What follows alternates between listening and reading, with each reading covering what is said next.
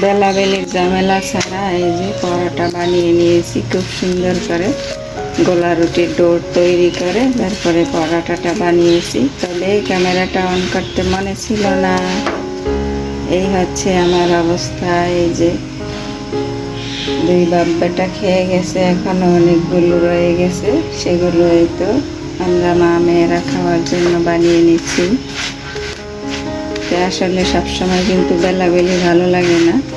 এই যে এইভাবে সহজভাবে বানিয়ে নিলে পরোটাটা খেতে বেশ ভালো লাগে। সকালবেলা নাস্তা খাওয়া শেষ, এই তো সংসারের কাজে লেগে পড়লাম। এই তো দেখুন মাছ রাখছি, পাবদা মাছ। পাবদা মাছগুলো একেবারে টাটকা আর বড় বড় সাইজে, ভালোই লাগছে। টাটকিনা মাছও ভালো। এটা হচ্ছে নদীর মাছ মনে হয়। ওই মাছটা খেতে একদম ইলিশের মতো লাগে। তো আমি হাফ কেজি করে নিয়েছি, যেহেতু আমরা ফ্রিজের জিনিস খাই না, সেজন্য কিন্তু আমরা অল্প অল্পই বাজার করি। আর বাজারটা একদম নিকটেই, তো আমার সব আপুরাই জানে। আর এইখানে শশা আনা হয়েছে 2 কেজি, শশার সাথে আছে ধনিয়া পাতা। তো শশা দিয়ে আর কি পাবদা মাছ রান্না করব ভাবছি, দেখি এখন কি করা যায়। তো নিপা এখন মাছগুলো ঢেলে নিয়ে এসে ডালায়, আর এখনও কেটে কুটে দেবে আমাকে। আসসালামু আলাইকুম, কেমন আছেন সবাই?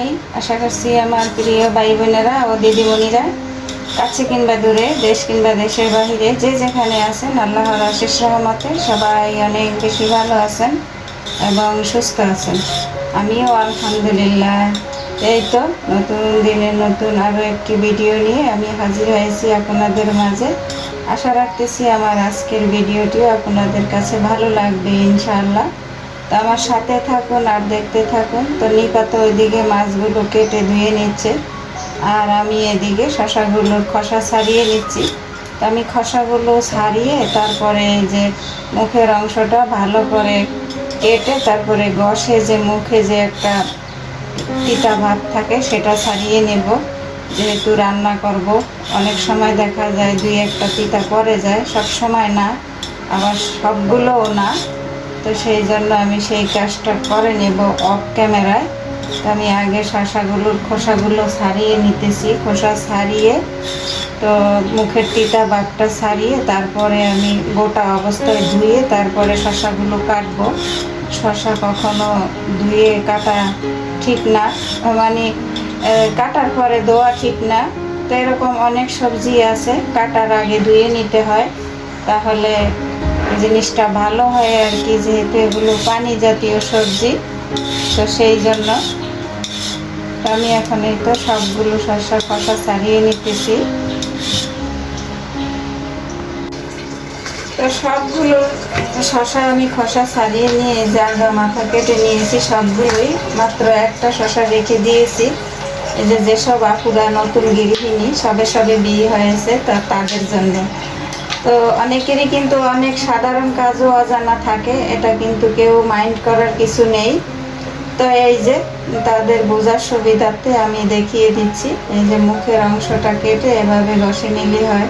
তা আমার শশাগুলো কিন্তু অনেক ভালো করেছে, একটুও কষ নেই। তারপরেও আমি মনের সন্দেহে ঘষে নিয়েছি। দেখা যায় কি অনেক সময় রান্না করার পরে একটা তিতা ভাব চলে আসে, তো সেটা যেন না হয় অনেক শখ করে এই রান্নাটা করব, যেহেতু আমাদের পরিবারের সবাই এই খাবারটা পছন্দ। শসা দিয়ে ইলিশ মাছ, তারপরে হচ্ছে পাঙ্গাস মাছ, তারপরে এই যে পাবদা মাছ, এগুলোর পাতলা ঝোল করলে খেতে কিন্তু ভারী মজা লাগে এই গরমের দিনে। তো আমি এখন এই তো শসাগুলো আমার পছন্দ মতো কেটে নেব।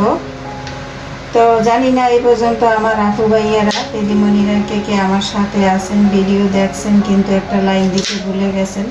তো প্লিজ ভিডিওর শুরুতেই একটা লাইক দিয়ে পুরো ভিডিওটা দেখে নেবেন। সবাই সবাইকে সাপোর্ট করবেন, সবাই সবার পাশে থাকবেন, তাহলে আমরা সবাই এগিয়ে যাব ইনশাল্লাহ। এখানে সবাই মিলেমিশে কাজ করবেন, দেখবেন মনে একটা শান্তি লাগবে। আসলে আপন পর প্রতিবেশী যাকেই বলেন না কেন, বা যে কোনো জায়গায় আপনি কাজ করেন না কেন, যে কোনো একটা প্রতিষ্ঠানেও যদি আপনি কাজ করেন, সেখানেও দেখা যায় কি যে কয়েকজন হরেক রকমের মানুষ থাকে, বিভিন্ন জেলার বা বিভিন্ন পরিবার থেকে আসে। তো সবাই একসাথে মিলেমিশে কাজ করলে কিন্তু অনেক ভালো লাগে, মনে একটা প্রশান্তি কাজ করে, তাই না? তো এই প্ল্যাটফর্মটা এমন একটা জায়গা, দানে দান না হয় প্রতিদান। আমি দেখেছি কিছু কিছু কারণবশত বা কোনো কারণবশত থাকতেই পারে, আমরা যেহেতু গৃহিণী, তো আমি দেখেছি আমি যদি কারো ভিডিওতে দুই একদিন যেতে না পারি বা যেতে দেরি হয়, তারা কিন্তু আমার পরিবারে আসে না, আমার ভিডিওগুলো দেখে না।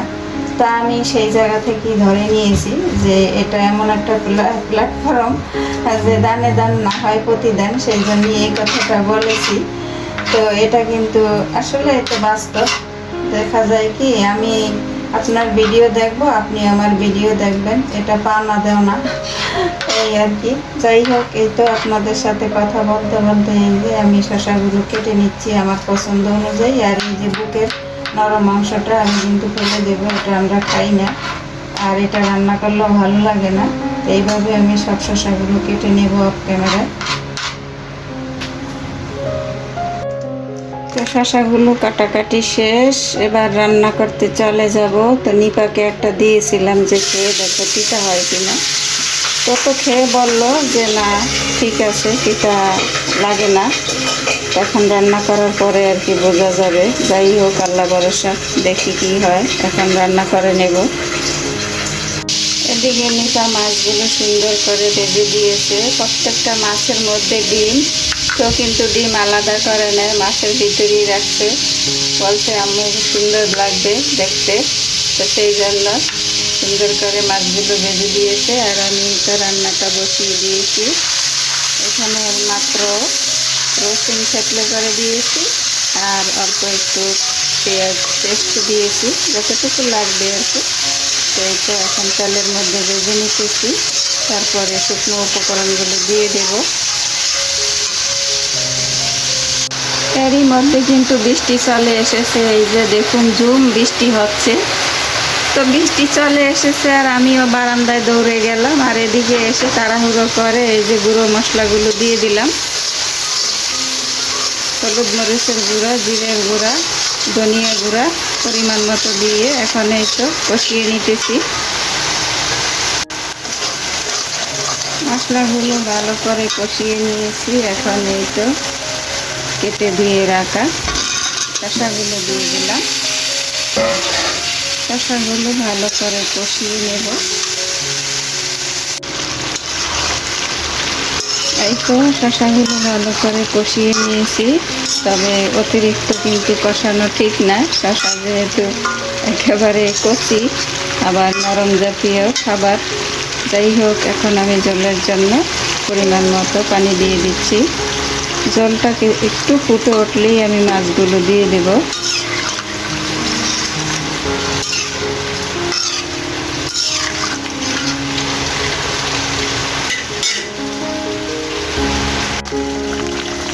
অফ ক্যামেরায় আমি মাছগুলো দিয়ে রান্নাটা কমপ্লিট করে ফেলেছি অলরেডি। এই যে দেখুন ধনিয়া পাতাও দিয়ে দিয়েছি।